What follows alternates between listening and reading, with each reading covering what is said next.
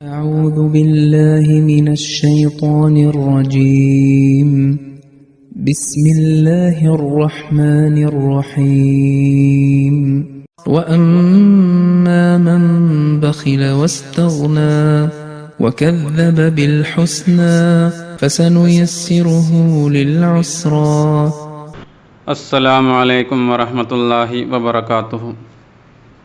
സൂറത്തുൽ ലൈലിലെ 9 മുതൽ 11 വരെയുള്ള ആയത്തുകളാണ് നമ്മളിപ്പോൾ കേട്ടത്. അതിൻ്റെ അർത്ഥം ഇപ്രകാരമാണ്: എന്നാൽ ആര് ലുബ്ധ് കാണിക്കുകയും സ്വാശ്രയത്വം കാണിക്കുകയും ഏറ്റവും ഉത്തമമായതിനെ നിഷേധിക്കുകയും ചെയ്യുന്നുവോ അവന് ഏറ്റവും ദുഷ്കരമായ മാർഗത്തെ നാം ഏർപ്പെടുത്തി കൊടുക്കും. നമുക്കറിയാം, ഈ സൂറത്തിൽ നബി സല്ലല്ലാഹു അലൈഹി വസല്ലമയെ വിശ്വസിച്ച സഹാബാക്കളും അതുപോലെ നബി സല്ലല്ലാഹു അലൈഹി വസല്ലമയെ നിഷേധിച്ച സത്യനിഷേധികളും തമ്മിലുള്ള വ്യക്തമായ വ്യത്യാസങ്ങളാണ് പ്രതിപാദിച്ചുകൊണ്ടിരിക്കുന്നത്. ഈ രണ്ട് കൂട്ടരും രാവും പകലും പോലെ വ്യത്യസ്തമാണ് എന്ന കാര്യമാണ് ഈ സൂറത്തുകളിൽ അള്ളാഹു തെളിവുകൾ സഹിതം എടുത്തു പറയുന്നത്. അങ്ങനെ ഈ ആയത്തിൽ സത്യനിഷേധികളുടെ പ്രത്യേകതകളാണ് എടുത്തു പറയുന്നത്. ഇതിനു മുമ്പത്തെ ആയത്തിൽ സഹാബാക്കളുടെ 3 പ്രത്യേകതകൾ എടുത്തു പറഞ്ഞിട്ടുണ്ടായിരുന്നു. അതായത്, ഒന്നാമത് ആഴ്ത്ത എന്ന ഗുണമായിരുന്നു. അതായത് നൽകുന്നവർ, അവർക്ക് എന്ത് ലഭിച്ചാലും അത് മറ്റുള്ളവർക്ക് നൽകുന്നവരായിരുന്നു. രണ്ടാമത് വത്തഖ, അവർ സൂക്ഷ്മത കൈക്കൊള്ളുന്നവരായിരുന്നു, അള്ളാഹുവിനെ ഭയപ്പെടുന്നവരായിരുന്നു. ഏതൊരു കാര്യവും അള്ളാഹുവിനെ ഭയപ്പെട്ടുകൊണ്ട് ചെയ്യുന്നവരായിരുന്നു. മൂന്നാമത് വസദ്ദഖ ബിൽ ഹുസ്ന, അവർ ഉത്തമമായതിനെ വിശിഷ്ടമായതിനെ സത്യപ്പെടുത്തുന്നവരായിരുന്നു. അതിൻ്റെ നേരെ വിപരീത ഗുണങ്ങളാണ് സത്യനിഷേധികളിൽ ഉണ്ടായിരുന്നത്. സഹാബാക്കളിൽ ആഴ്ത്ത എന്ന ഗുണം ഉണ്ടായിരുന്നു, എന്നാൽ സത്യനിഷേധികളിൽ ഉണ്ടായിരുന്നത് ബഖില, പിശുക്കായിരുന്നു, ലുബ്ധായിരുന്നു അവരിലുണ്ടായിരുന്നത്. സഹാബാക്കളിൽ വത്തഖ എന്ന തഖ്വയുടെ ഗുണം ഉണ്ടായിരുന്നു, എന്നാൽ അതിന് വിപരീതമായി സത്യനിഷേധികളിൽ ഇസ്തഗ്ന എന്ന പ്രത്യേകതയാണ് ഉണ്ടായിരുന്നത്. അതായത്, അവർ ഒട്ടും തന്നെ അള്ളാഹുവിനെ വിലമതിക്കാറില്ലായിരുന്നു. അവർക്ക് അള്ളാഹുവിനെ ഒട്ടും ഭയം ഉണ്ടായിരുന്നില്ല. എന്തൊരു കാര്യവും ചെയ്യുമ്പോൾ എന്നോട് ആര് ചോദിക്കാനാണ് എന്ന ഭാവത്തിൽ അവർക്കിഷ്ടമുള്ളത് ചെയ്യുമായിരുന്നു. അതിൻ്റെ പര്യവസാനത്തെക്കുറിച്ച് യാതൊരു ചിന്തയും അവർക്കുണ്ടായിരുന്നില്ല. അതുപോലെ മൂന്നാമതായിട്ട് സഹാബകളിൽ പറഞ്ഞ ഗുണമെന്ന് പറയുന്നത് സദ്ദഖ ബിൽ ഹുസ്ന എന്നതായിരുന്നു. അതായത്, ഉത്തമമായ കാര്യങ്ങൾ സത്യപ്പെടുത്തുന്നവരായിരുന്നു.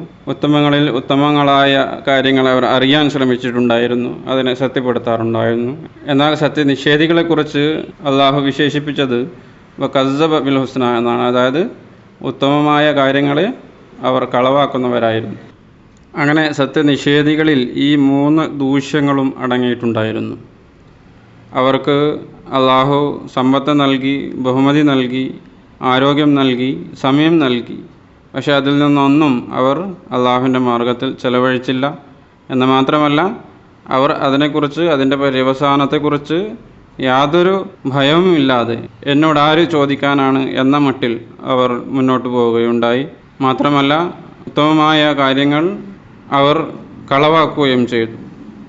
അങ്ങനെ അവരിൽ ഉണ്ടായിരിക്കേണ്ട ആ 3 ഗുണങ്ങൾ, അതായത് വൈകാരികമായ ഗുണങ്ങളും അതുപോലെ തന്നെ കർമ്മപരമായ ഗുണങ്ങളും വൈജ്ഞാനികപരമായ ഗുണങ്ങളും അവരിൽ നിന്ന് പൂർണ്ണമായും ഇല്ലാതായിട്ടുണ്ടായിരുന്നു.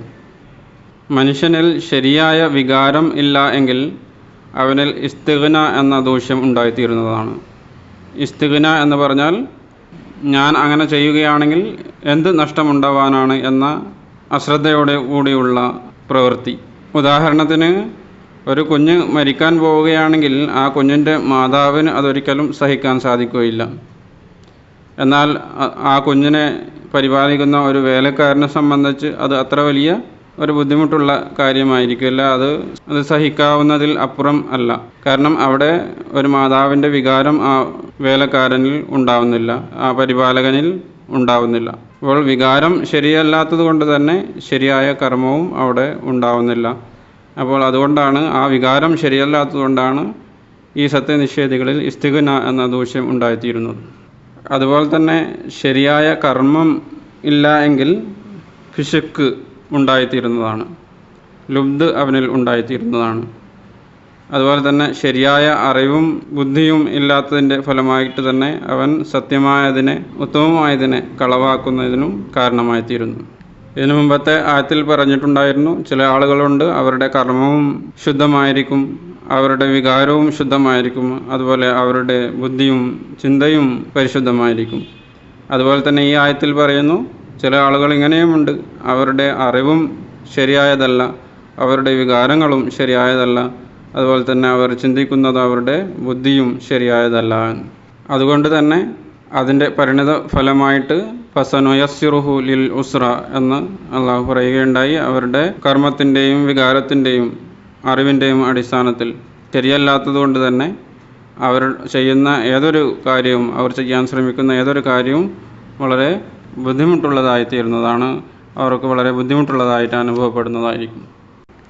നിങ്ങളുടെ ഈ കർമ്മങ്ങളുടെ ഫലമായിട്ട്, ഈ ദൂഷ്യങ്ങളുടെ ഫലമായിട്ട് നിങ്ങൾ എന്തൊരു കാര്യം ചെയ്യുമ്പോഴും അതിന് ശരിയായ റിസൾട്ട് ലഭിക്കുന്നതല്ല. അതായത് നിങ്ങൾ എന്തൊരു കാര്യം ചെയ്യാൻ തുനിഞ്ഞാലും അതെല്ലാം പരാജയത്തിലായിരിക്കും അവസാനിക്കുക, ഒന്നിലും വിജയം നേടാൻ നിങ്ങൾക്ക് സാധിക്കുന്നതല്ല.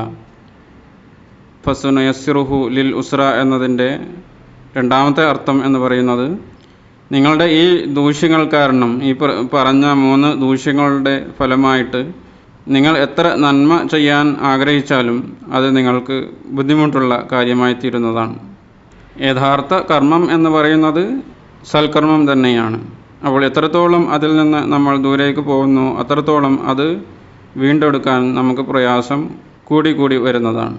അപ്പോൾ ഫസനുയസ്സിറുഹു ലിൽ ഉസ്ര എന്നതുകൊണ്ട് 2 അർത്ഥമാണുള്ളത്. ഒന്ന്, അവർ എന്തൊരു കാര്യം ചെയ്യാൻ ശ്രമിച്ചാലും അതിൽ പരാജയമായിരിക്കും ഉണ്ടാവുക, അത് ബുദ്ധിമുട്ടുള്ളതായി അവർക്ക് അനുഭവപ്പെടുന്നതാണ്. അതുപോലെ രണ്ടാമത് പറയുന്നത്, അവർ സൽക്കർമ്മം ചെയ്യാൻ ശ്രമിക്കുമ്പോൾ അത് അവർക്ക് ബുദ്ധിമുട്ടായിട്ട് അനുഭവപ്പെടുന്നതാണ്, അവർക്കത് അസാധ്യമായി അനുഭവപ്പെടുന്നതാണ്. അങ്ങനെ ഇതെല്ലാം കൂടി ചേർന്നുകൊണ്ട് ഈ ദൂഷ്യങ്ങളെല്ലാം നിങ്ങളിലുണ്ട്, പോരാത്തതിന് നിങ്ങൾ സൽക്കർമ്മം ചെയ്യുക എന്നത് നിങ്ങൾക്ക് ബുദ്ധിമുട്ടുള്ള അവസ്ഥയിലേക്ക് നിങ്ങൾ എത്തിച്ചേർന്ന് അവസാനം നിങ്ങൾ നാശത്തിലേക്ക് പതിക്കുന്നതാണ്.